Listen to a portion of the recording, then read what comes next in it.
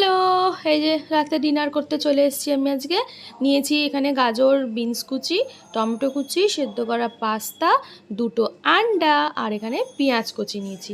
এই যে কড়ায় তেল গরম বসিয়ে দিয়েছি। এবার হচ্ছে গাজর, বিন সব দিয়ে পেঁয়াজ দিয়ে ভালো করে একটু ভাজা ভাজা করে নিলাম।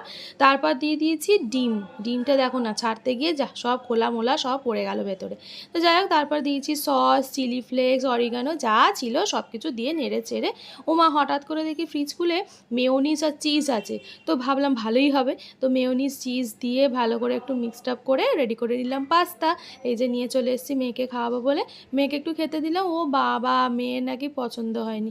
সেজন্য ওই যে বাবা দেখো ঘেমে নিয়ে মেয়ের বাবা একবারে মেয়ের জন্য ম্যাগি তৈরি করতে গেছে।